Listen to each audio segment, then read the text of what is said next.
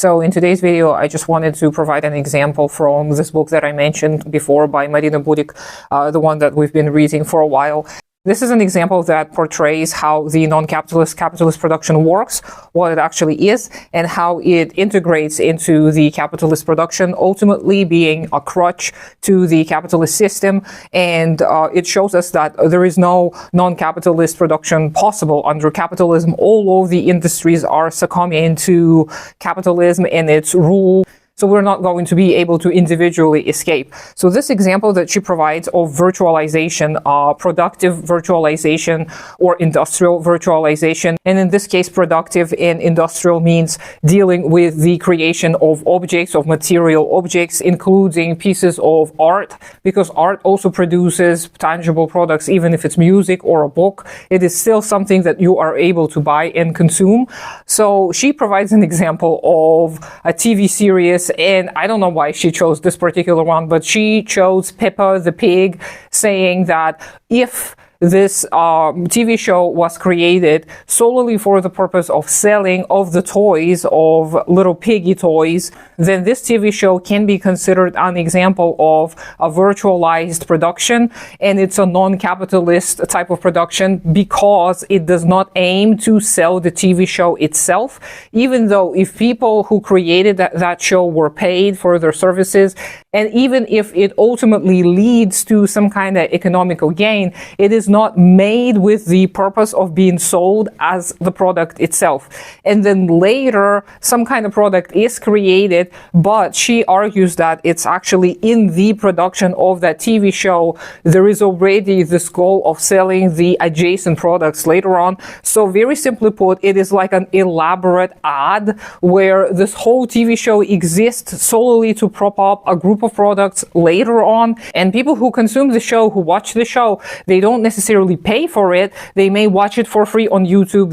They may stream it and they can access it easily without paying, and it is not meant to be sold. Therefore, it is not a commodity by itself, but all the adjacent products are there for us to buy. The t-shirts, the toys, all of the memorabilia that may be associated with this TV show is going to ultimately be capitalist in nature. It's going to be the selling of commodities for profit. And I can provide other examples, and I'm sure you all can provide a lot of examples of this too, happening in the modern world. There are so many people who participate in the advertising of products without even wanting to advertise them.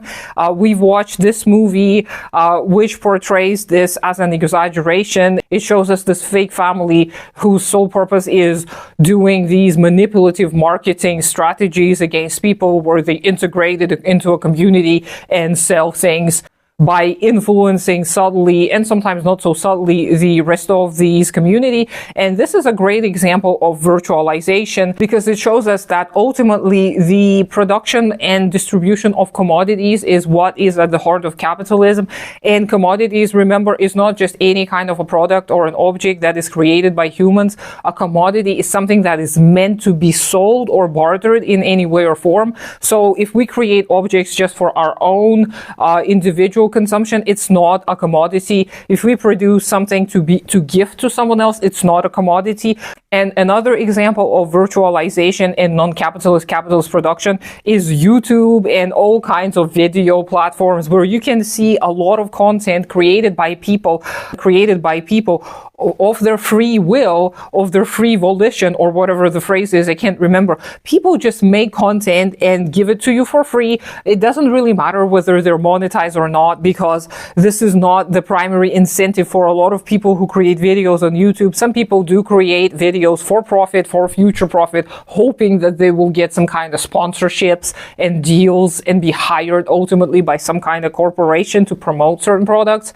But some people, just like me, we just want to share something, so we create these products because this video is also a product for consumption, and we create this just because we want to share something with people. But there's so much content out there that is lifestyle creating. And I'm not talking about lifestyle bloggers only. I'm talking about all kinds of people that show you all kinds of aspirational lifestyles and all kinds of components of lifestyles, because oftentimes, even if they're not advertising anything, because, for example, they don't have any sponsors and they're poor, but they're showing you something that they believe is aspirational, that they believe is worthy trying to attain.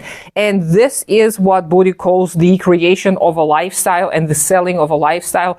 Many people volunteer their time and effort to produce a lot of free content to promote an ideology that ultimately is capitalist.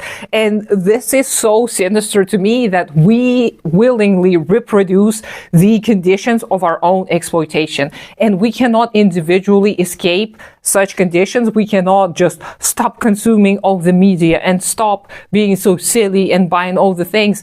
It doesn't really matter which commodities you buy because you're influenced by the ads, or influenced by your neighbors, or influenced by your own inner desire to express yourself a certain way. It doesn't really matter.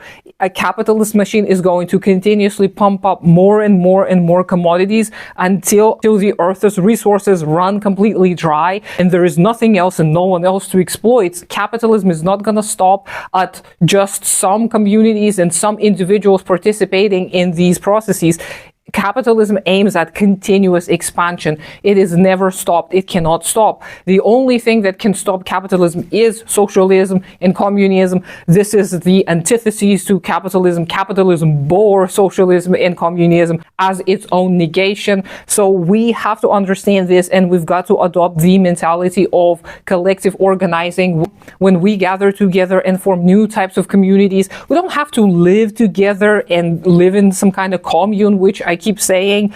We can live in our own little households, but we can come together for purposes and goals, because we may not be able yet to do something great and amazing, but if we can start little efforts, like some little mutual aid efforts, book clubs, study groups, if we can do some of these activities together, we can learn and discipline each other, and then we can come up with some new ideas and with some new strategies, which we should not be discussing online. You should be discussing them face to face, with probably your phones turned off and in a little bag like this, just because, you know, anti-communism is on the rise.